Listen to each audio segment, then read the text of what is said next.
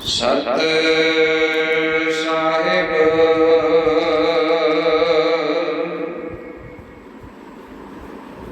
काव्यो गोपी लुटिया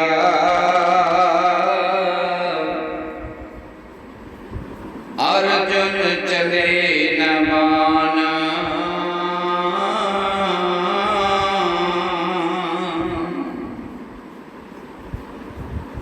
कवियो गोपी लुटिया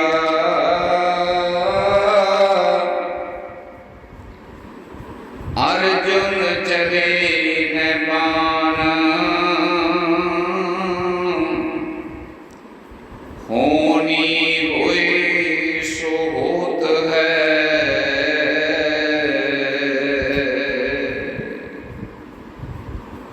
समझ बूझ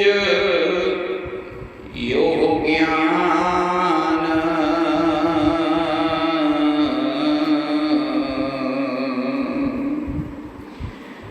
होनी हुई सो होत है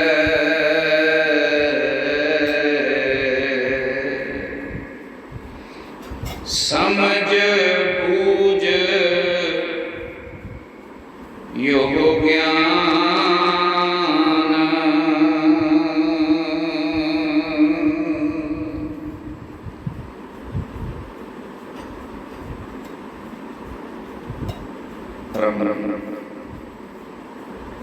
सत्कार्य आओ सभी अपनी रचना को पवित्र करो। बड़े प्यार सत्कार से सभी इकट्ठे मिलके बोलो सद्गुरुदेव महाराज की जय। श्री चंद्र भगवान साहिब जी की जय। सतगुरु जी गरीबदास जी अपनी वाणी में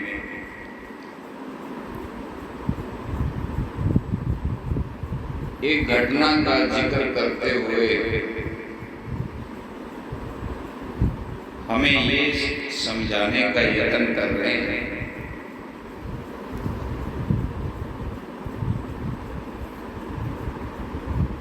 कि जो परमात्मा कुदरत का जो ला है, जो कुदरत का नियम है,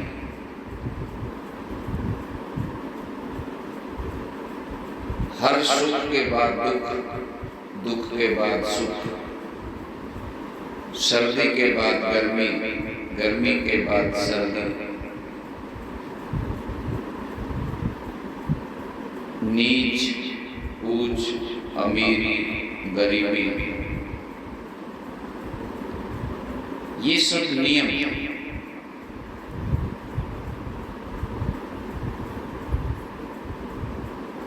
जो आज बलवान है वो कल को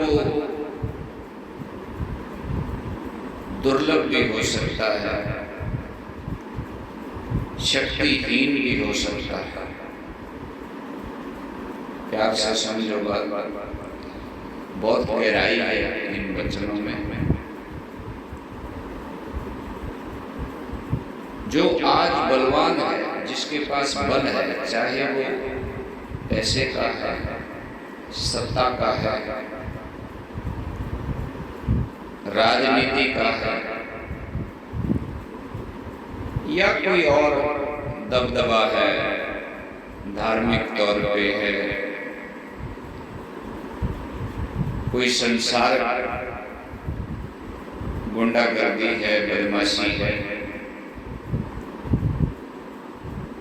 ये सदा रहने वाली नहीं है।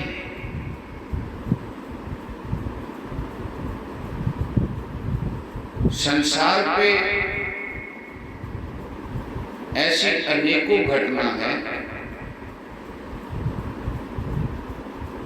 जिससे हमें ये जानकारी मिलती है कि बड़े बड़े जो राजा थे एक दिन अपनी जान की भीख मांगते दिखाई दिए। हम कई बार कहानियां कान रस के लिए पढ़ जाते हैं। कोई सुनाने वाला इतने सुरीले ढंग से सुना रहा है, बस हम कानों तक ही सीमित रहते हैं। उन शब्दों को, उस कहानी कथा का जो सार भाव होता है, उसे हम हृदय में नहीं बिठाते। जिस शिक्षा के लिए वो कहानी कही गई है, उसे हम धारण नहीं करते।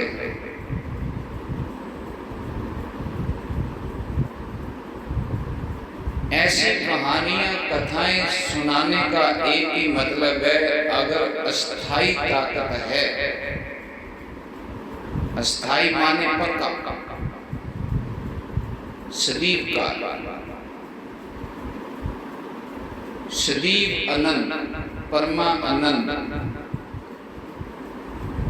अगर कोई सदैव काल शक्ति है तो वो एक ही है, परमा अनंत की शक्ति, परमात्मा की शक्ति। वो जो दुनिया को बनाने वाला,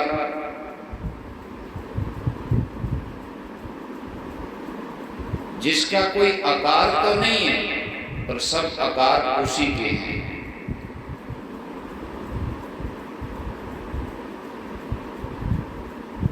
जो धर्म के नाम पे भी बड़ी बड़ी शक्तियां दुनिया में पैदा हुई, जिन्हें हम धर्म से जोड़ते हैं,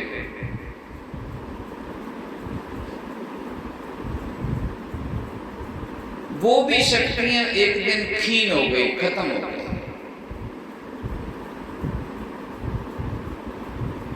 जब उन शक्तियों के सिर से भगवान का,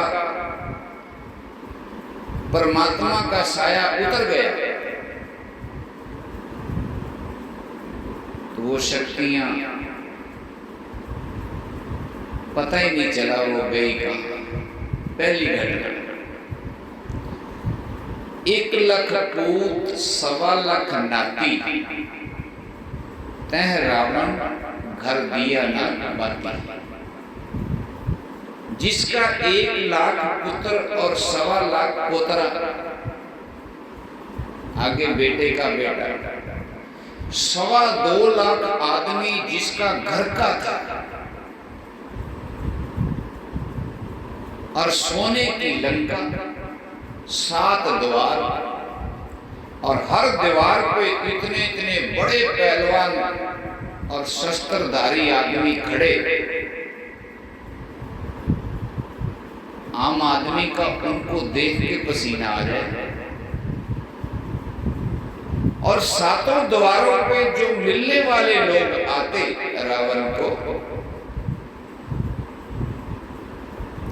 वो अलग अलग तरीके से दंडवत प्रणाम करते उसे। कोई 2 हाथ जोड़ के करता, कोई लंबा गिर के करता, कोई घुटनों के बल करता, और फिर इंतजार करते कि कब संदेशा आएगा तो हमें राजा रावण, जो लंका के राजा थे, मालिक थे, वो मिलेंगे।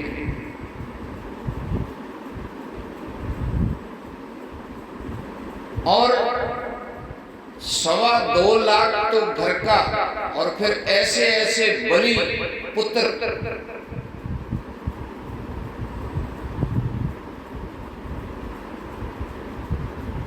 जब उनका नाम आता है तो उनके नाम से पता चलता है कि वो कितने बल वाले, ताकत वाले होंगे। मेघनाद, उनके पुत्र का नाम मेघनाथ नहीं, मेघनाद है। मेघ कहते हैं बादल को, और जब बादल गरजता है तो आपको पता है बड़े से बड़ा ताकत वाला भी एक बार नीचे हो जाता है। बादल की इतनी गड़गड़ाहट होती है, तो उसका नाम इसीलिए मेघनाद रखा गया कि जब वो गरजता था तो जो दुश्मन था, जो विरोधी था, वो कांप जाता था कि मेरी तरफ मेघनाद आ रहा है। कुंभकर्ण, कुंभ कहते हैं मटके को, कर्ण कहते हैं कान को। जिसके मटके मटके जितने कान होंगे वो कितना बड़ा आदमी होगा। कुंभकर्ण, कर्ण बोलते हैं कानों को, कुंभ बोलते हैं मटके को। ऐसे ऐसे पुत्र, 2.25 लाख फौज की,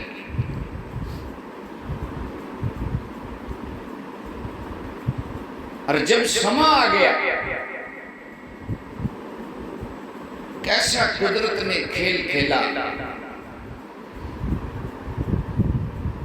माता कौशल्या का जाया, श्री रामचंद्र थे तो वो भी राजा, लेकिन सीधी भिड़त हो ना पाती उनकी। कुदरत ने ऐसा खेल खेलना था, संजोग बना, कैकेयी के कहने से वनवास हो गया।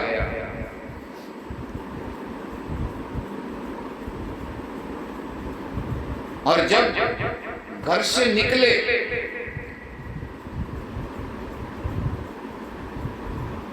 तो माता बड़े प्यार से उनको विदाई दे रही है।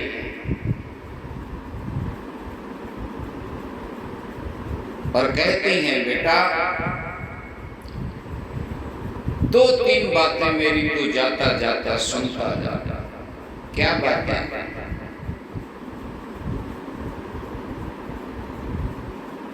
सुमित्रा का पुत्र थे लक्ष्मण जी, वो भी सौतेले भाई थे, सौतेली मां के पुत्र थे। तो जिसके कहने पे वनवास हुआ वो भी सौतेली थी। तो संजोग देखो कैसा है। माता जी राम जी को बोलते हैं, राम जी आपके साथ मेरा दूसरा पुत्र लक्ष्मण जा रहा है, ख्याल रखना इसकी भूख, इसकी प्यास की जिम्मेवारी आपकी है। मेरे इस पुत्र का कभी भी जो चेहरा है वो उदास नहीं होना चाहिए, उतरना नहीं चाहिए। राम तू बड़ा है, वो तेरा छोटा भाई है, तुझे उसको संभालना होगा। तेरे साथ मेरी बेटी सीता जा रही है, इसको अभी जंगल में चलने का, जंगल का कोई इतना ज्यादा अनुभव नहीं है। ये महलों में रही, महलों में पली। ख्याल करना, इतनी तेज चलना कि मेरी सीता कहीं पीछे ना रह जाए।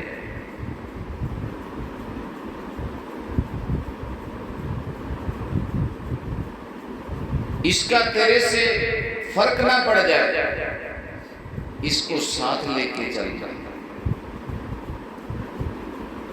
ख्याल रखना, इसको इतना अनुभव नहीं है।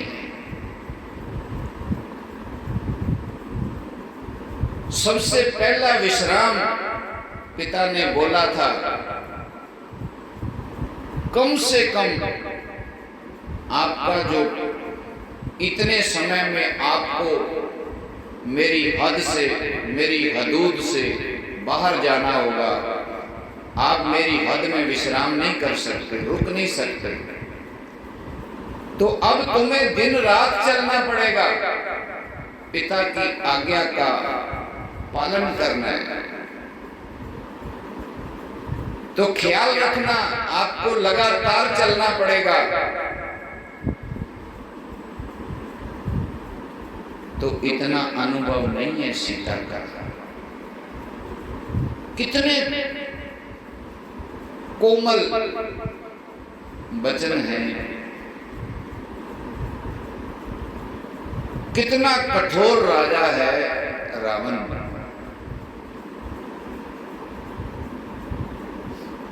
और माता कौशल्या अपने आप में आंसू भी बहाती हैं, गिला करती हैं, अगर ये दिन मुझे देखना था तब क्यों ना मैं बांझ रह जाती, मैं तुझे पैदा ही न करती, या तुझे वनवास देते हुए तेरे पिता का जो कलेजा था वो फट क्यों नहीं गया। इतना सख्त फैसला तेरे पिता ने कैसे सुना दिया। संयोग बना, घर से निकले, जंगल जंगल घूमते, रावण की बुद्धि भ्रष्ट हो गई। पहले भी ये ऐसे करता था, जहां पर कोई सुंदर मृग नैनी, अच्छे कद काठ वाली सुंदर स्त्री जहां भी देखता था ये उठा के ले आता था और अपने महलों का श्रृंगार बनाता था, उनको सजा के सवार के अपने महलों में सुशोभित करता था।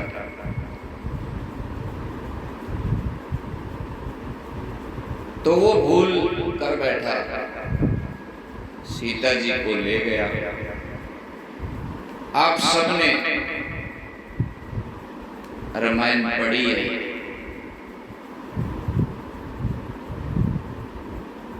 जो अब बताने की बात है वो ये है, वो शक्ति संसार से पैदा की हुई नहीं थी। जो रावण की शक्ति थी वो शिव का भक्त था, साधना करके सोने की लंका शिव साधना से प्राप्त की थी। धार्मिक तरीके से पैदा की हुई शक्ति दुरुपयोग हो गया। इतना बलवान और इतनी सेना, इतने वर लिए हुए,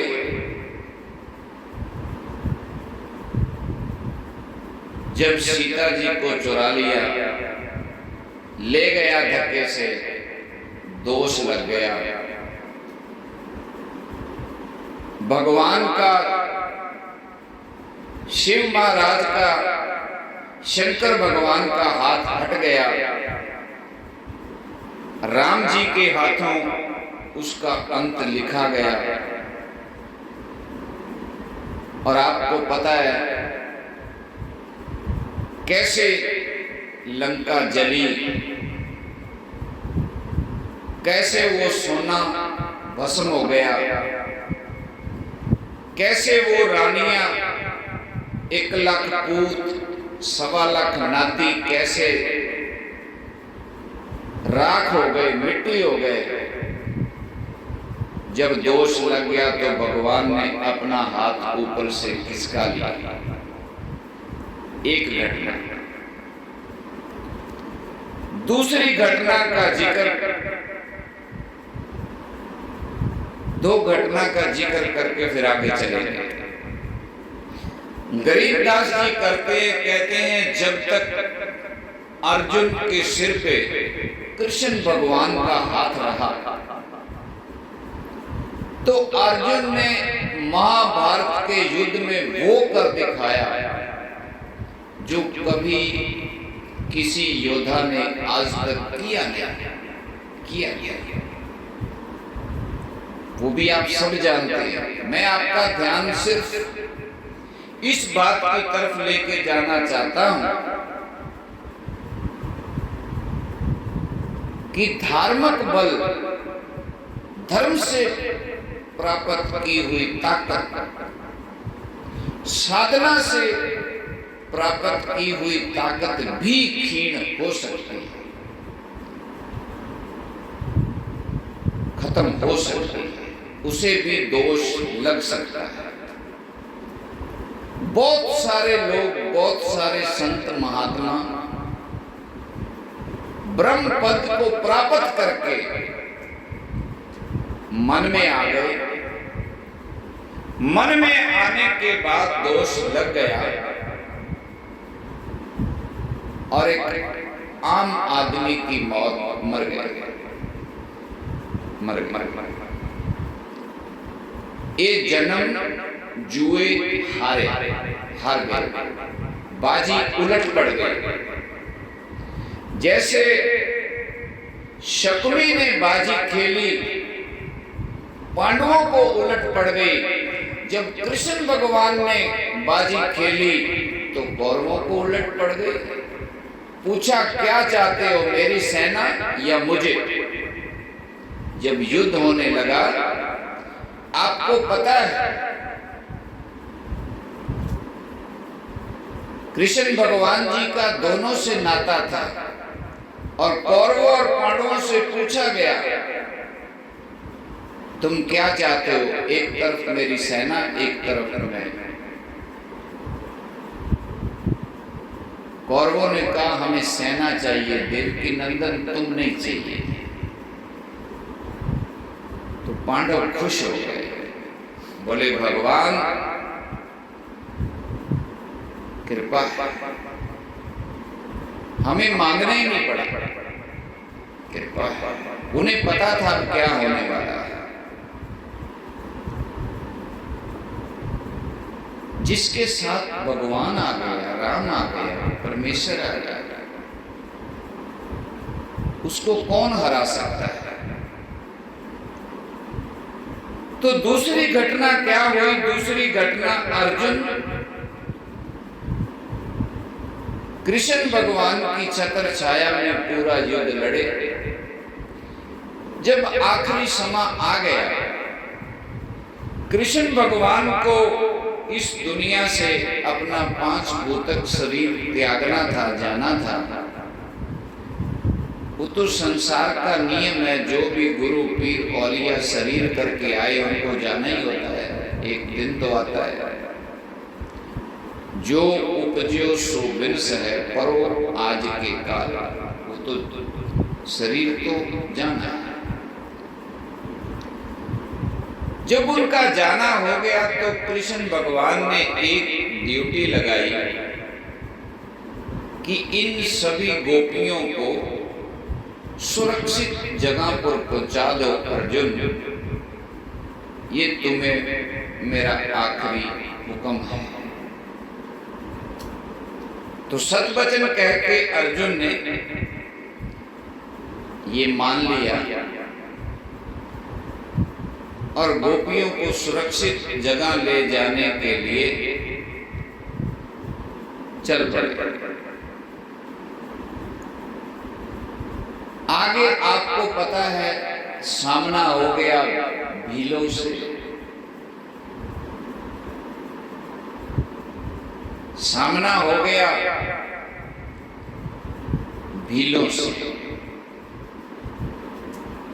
और उनमें वो तीरंदाज थे जिनको कभी भील होने के कारण अर्जुन ने धनुष विद्या लेने से बाहर निकलवा दिया था।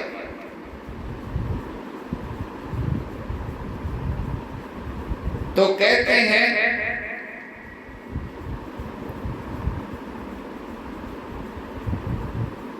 कि जब घमासान लड़ाई हुई, कृष्ण भगवान का हाथ नहीं था सिर पे,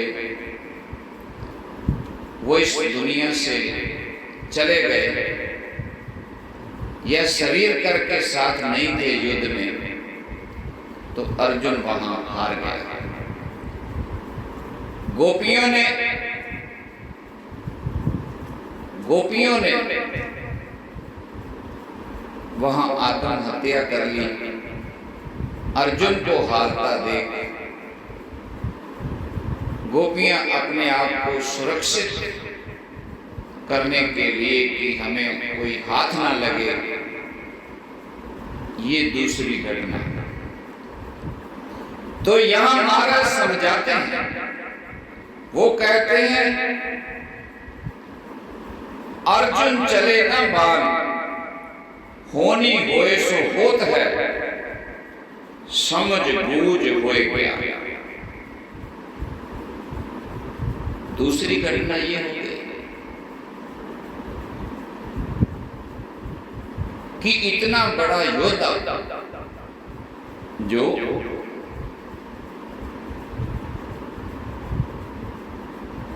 महाभारत के युद्ध में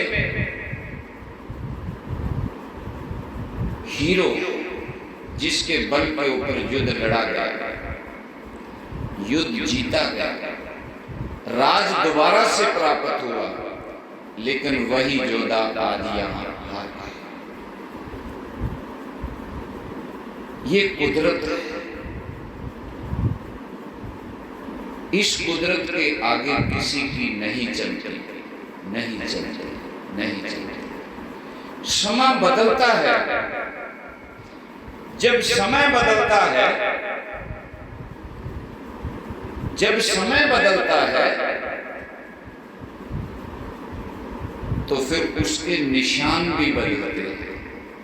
क्या बदलते हैं? निशान भी बदलते हैं।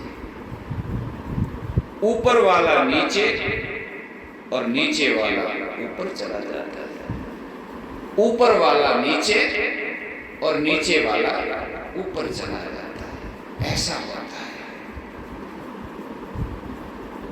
तो संत समझाते हैं, संत इन घटनाओं का वर्णन करके आपको समझाते हैं, हे जीव, तेरे पास तो बहुत छोटी छोटी शक्तियां हैं, धन है, पैसा है, बंदूक है, लाठी है, कृपान है, धनुष है, थोड़ा बहुत तो बलवान होगा, थोड़ा बहुत तेरे को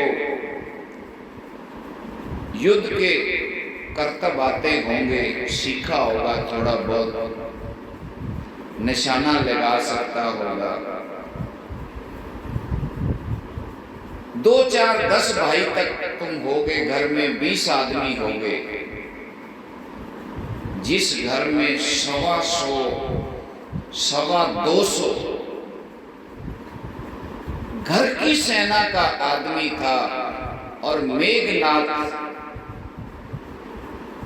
और कुंभकर्ण जैसे पुत्र थे, रावण जैसा 10 सिरों के वरदान वाला राजा, एक वनवासी श्री राम जी ने उसको खत्म कर दिया, कुदरत ने सब करवा दिया। तू किसका बेचारा, किसका बेचारा? आखिर में जीत किसकी हुई? देखो, जीत किसकी हुई? राम के नाम की, जिसकी टेक भगवान पे थी, राम पे थी, हरि पे थी, नारायण पे थी। तो इन घटनाओं से समझ, जीव तो समझ। जैसे तो बालक होता है, ये बड़ी बड़ी घटनाएं आम तौर पे तेरी समझ में आती हैं।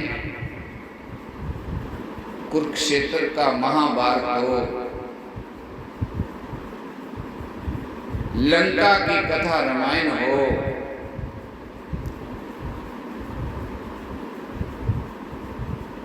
वेद हो, शास्त्र हो, उसके आगे पीछे की घटना सिकंदर हो, औरंगजेब हो। ये लोग, औरंगजेब अपने आप को धर्म का बहुत बड़ा पिलर कहलाता था। मुसलमानों का ये पिलर अपने आप को बोलता था, थम, मैं सारे धर्म मिटा के एक धर्म बना दूंगा, अल्लाह खुश होगा। ऐसे कभी होता है?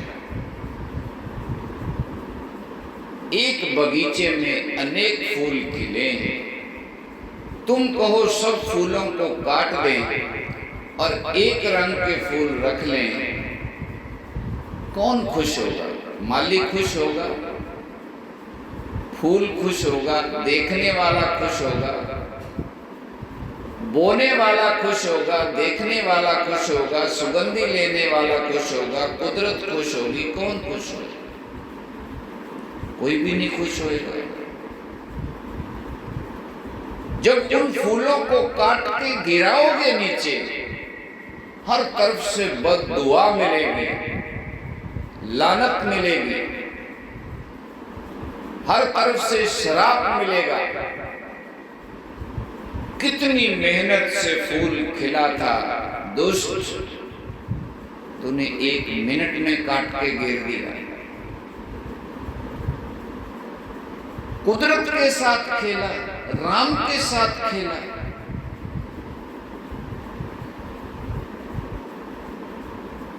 जो जरे जरे में महक दे रहे हैं, खिला रहे हैं, एक बदबू है जो तुम्हें बुरी प्रभाव देती है, बुरी गंध देती है। एक तरफ ये फूल हैं जो तुम्हें सुगंध देते हैं। कम से कम गंध के प्रभाव को ऊपर नहीं आने देती सुगंध। एक तरफ झूठ है, एक तरफ सच है। कम से कम सच झूठ को पलपने नहीं देता, बड़ा नहीं होने देता, दबा के रखता है। सच भगवान है, सच भगवान है, झूठ कलयुग है। एक तरफ रोशनी, एक तरफ अंधेरा। अंधेरा कितना भी घनघोर हो, उस घनघोर को चीर के सुबह सूरज निकलता है, तुम्हें अवसर देता है कमाने का, खाने का, अनेकों तरह का तुम्हें ताकत शक्ति देता है, विटामिन देता है, पूरा अवसर देता है तुम्हें फैलने का, खुलने का, आनंद लेने का। ये लड़ाई कोई आज से नहीं है, तुम्हें सिर्फ समझना है, समझना है हमें सुगंध बनना है कि दुर्गंध बनना है। दुर्गंध बनोगे मारे जाओगे, काटे जाओगे, दुखी होगे, दुख में पड़ जाओगे। सुगंध बनोगे आशीष मिलेगी।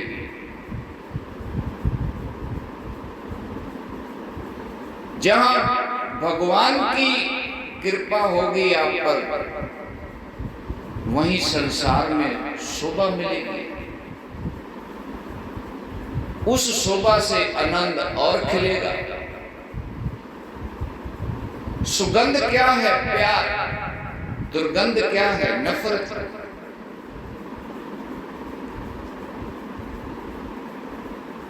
प्यार जितना मर्जी बढ़ा लो, थोड़ा दुर्गंध से प्यार में ताकत ज्यादा लगती है, शक्ति ज्यादा लगती है।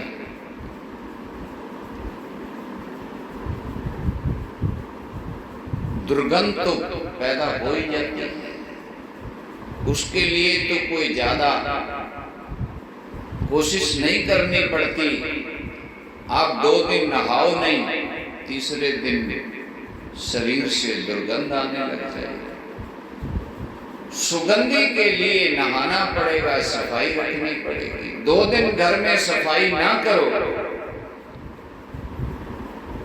दुर्गंध आने लग जाएगी। उसके लिए तो कुछ करना नहीं पड़ता। करना पड़ता है तो सुगंध के लिए कुछ करना पड़ता है, करना पड़ता है तो प्यार के लिए कुछ करना पड़ता है। नहीं करना पड़ता तो नफरत के लिए कुछ नहीं करना पड़ता। नफरत तो पहले से ही इंसान तेरे में भरी है, इसीलिए तो तुम्हें मनुष्य का जन्म मिला है। इस नफरत को तो प्रेम में बदलना है। भक्ति साधना काहे को करनी, क्यों करनी है? कारण तो ढूंढ। बदबू को खुशबू में बदलना है।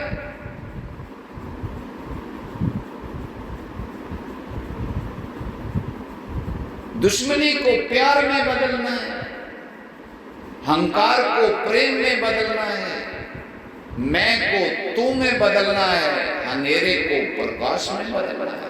बस समझने वाले को इशारा काफी, ना समझे तो भगवान भी बोलते हैं जो नहीं समझता उससे दूर रहे, दूर रहे। समझने वाले को इशारा काफी। क्या कहते हैं? जो ना समझे भगवान भी बोलते हैं इससे थोड़ा दूर रहे, दूर रहे। तो इशारा समझो, किसी ग्रंथ का इशारा समझो, कबीर की वाणी का, गरीबदास जी की वाणी का, वेदों का, शास्त्रों का, रामायण का। जीत किसकी हुई? प्रेम की जीत हुई। आपने रामायण देखी है? राम जी का बोलना और रावण का बोलना दिखाया नहीं। रामायण में जो शब्द रावण बोलता है और जो राम जी बोलते हैं उनमें अंतर देखो, वहीं से पता लग जाएगा जीत किसकी होगी। कृष्ण भगवान जी के अर्जुन के शब्द देखो और कौरवों के शब्द देखो, उनके शब्द देखो। दुष्ट तुम्हें मार दूंगा, तुम्हें पराजित कर दूंगा, तुझे ये कर दूंगा, तुझे ये कर दूंगा, तुम मेरी निगाह से पीछे हट जा, सुबह तक तुम्हें मैं खत्म कर दूंगा, ये कर दूंगा, वो कर दूंगा। तो राम जी क्या कहते हैं? अरे रावण अभी भी समान है, अरे कुंभकर्ण अभी भी समान है, समझ जा, समझ जा, समझ जा। आग की आंधी तेरे सिर पर है, तुम्हें दिखाई नहीं दे रही। विनाश में तुम्हें चारों ओर से घेर लिया है। मैं आज के मनुष्य को ये कह रहा हूं, बात कर रहा हूं मैं राम जी की, उस समय की। आप आज में समझो, हमें आज भी राम जी वही बात समझा रहे हैं। हे मनुष्य, हे जीव, आग की आंधी ने तुझे घेर लिया, विनाश तेरे सर पर है। पल में परलो हुए, पल मतलब एक सेकंड, परलो उजाड़ा, उजड़ जाएगा सब कुछ। एक पत्नी के हाथ में लाल चूड़ा होता है जब सुहागन होता है, पति सलामत होता है। इधर पति की सांस रुकी तो परलो हो गए, परलो हो गए, चूड़ा टूट गया, रोना धोना हो गया। तो भगवान कहते हैं परलो, पल में परलो हुए, एक पल का भरोसा नहीं। काल की आंधी तेरे सर पर है, न जाने कब श्वास खींच ले हो, न जाने ये किराए का मकान कब खाली करवा ले भगवान। चल भाई एग्रीमेंट पूरा हो गया, बाहर आ जा। किराए का मकान है। प्रेम करो अंदर बैठी आत्मा से। आत्मा परमात्मा की वंश है, उसका रूप है। ये आत्मा तुम्हें ब्रह्म तक ले जाएगी।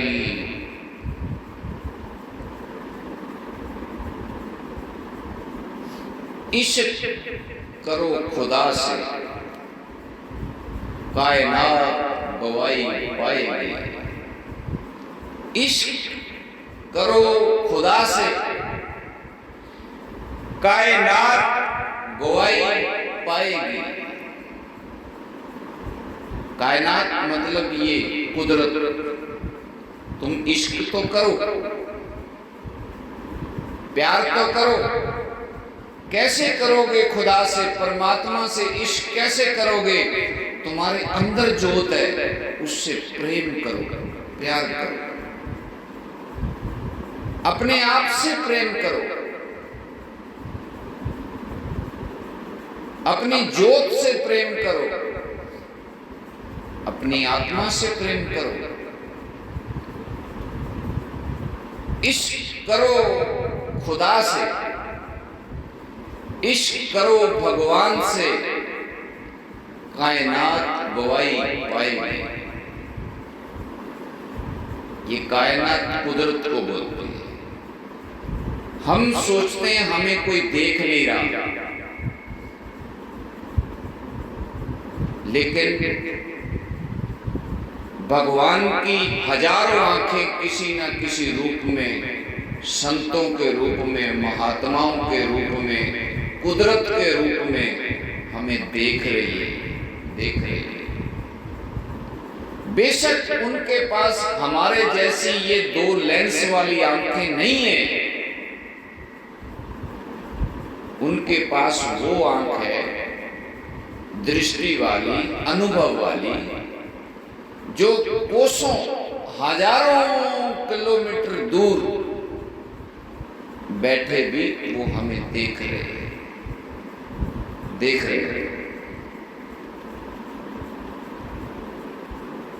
इश्क करो भगवान से, कायनात गवाही पाएगी। आत्मा अपने घर जाएगी, जोत से जोत मिल जाएगी। फिर समझो, इश्क करो भगवान से, इश्क करो ब्रह्म से, कायनात गवाही पाएगी। आत्मा अपने घर जाएगी, जोत से जोत मिल जाएगा, मिल जाएगा। ये समझने की बात है, तरीका है। नफरत को प्रेम में बदलना है, अंधेरे को प्रकाश में बदलना है, मैं को तू में बदलना है। मैं क्या है? तुम 2 मिनट के लिए सोचो, तुम मैं किसको समझते हो? तुम मैं समझते हो अपने शरीर को। जब आईने के आगे खड़े होते हो तो तुम अपने इस शरीर को मैं समझते हो। अगर शरीर मैं है, अगर शरीर मैं है,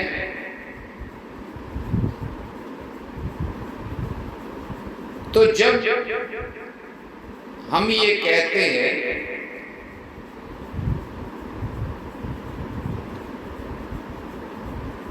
कि ये आदमी मर गया, ये आदमी मर गया, देहांत हो गए, तो देहांत देह का अंत होता है। जो आत्मा है वो फिर जन्म लेती है। अगर एक बार इंसान मर गया फिर दोबारा जन्म क्यों लेगा? वो कैसे लेगा? फिर काय का हिसाब किताब, काय का लेखा जोखा, काय का काउंट फिर तो खत्म हो गया। अगर आदमी मर गया, उसका कुछ नहीं बचा, तो फिर तो कोई लेखा जोखा नहीं है ना। तो यही समझ के संसार अपना जीवन खराब कर रहा है कि हमने तो मर जाना है। किसने लेखा जोखा देना है, किसने देखना है? अब सामने बैठी बिल्ली, तो कबूतर सामने बैठा है, उड़ने को जगह नहीं, रास्ता कोई बचा नहीं, तो पता है बिल्ली ने 1-2 मिनट में खा जाना है।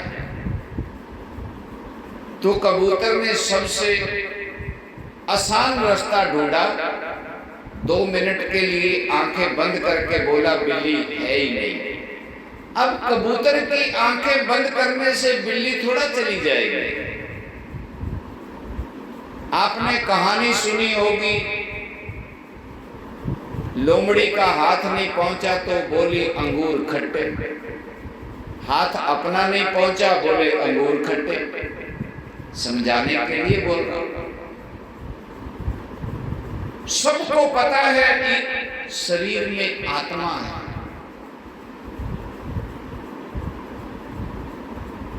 और ये कई जन्मों से घूम रही है। शरीर लेती है फिर हार जाती है, शरीर लेती है फिर हार जाती है, शरीर लेती है फिर अजाई चला जाता है। लेखा आत्मा का है, शरीर का नहीं है। ऐसे शरीर तो तुम पहले बहुत बार ले चुके हो,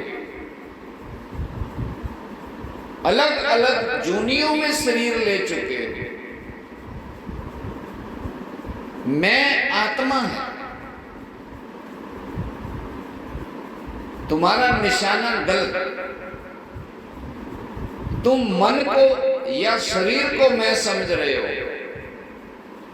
ये मैं नहीं है, तुम नहीं हो, तुम आत्मा हो। तुम्हारा मरना कभी ना होगा, कभी ना मरोगे।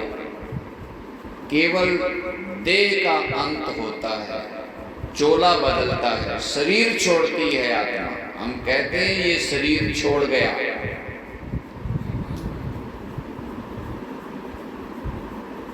जब तक आत्मा अपना अकाउंट, अपना लेखा साफ नहीं करती, तब तक इसे इस आवागमन में आना पड़ेगा, शरीर लेना पड़ेगा। कर्मों के हिसाब से शरीर बदलते जाएंगे, शरीर मिलेगा तो क्रोध भी आएगा, तकलीफ भी आएगी, दुख भी आएगा, काम भी आएगा, भोग भी आएगा, सब आएगा।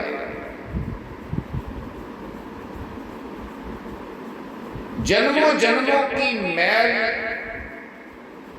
इसको लगी है, खाता भारी होता जा रहा है, कर्मों की पोटली बड़ी होती जा रही है, नफरत और ज्यादा होती जा रही है, हर जन्म नफरत बढ़ती जाती है। जितना आज के लोगों में क्रोध और गुस्सा है, आज से 20 साल पहले के लोगों में ना था। बढ़ रहे आगे की आगे बढ़ रहे। कहां तो ये घटना चाहिए था, कम होना चाहिए था। शरीर मिला था, अंधेरे को प्रकाश में बदलना था, नफरत को प्यार में बदलना था। अगले जन्म में कहीं प्रेम लेके पैदा होते, प्यार लेके पैदा होते, सुगंध लेके पैदा होते, जीवन खिल जाता। जीवन तो सड़ गया, एसी में, फ्रिज में, ठंडक में सड़ गया, जल गया। छोटी सी बात में कोयले जैसे हो जाते हैं। छोटा सा नुकसान, छोटी सी बात कहां सुनी पे कोयला बन जाते हैं, काले हो जाते हैं। एक कर्मों का खेल है। जब तक हम कर्म नहीं बदलेंगे, जब तक किसी संत महात्मा, किसी गुरु की शरण में नहीं जाएंगे, गुरु विद्या हासिल नहीं करेंगे, तब तक दुर्गंधी नहीं जाएगी, बदबू नहीं जाएगी, प्रेम नहीं पैदा होगा, ये जन्म जन्म की मैल नहीं उतरेगी। जन्म जन्म की मैल उतारने के लिए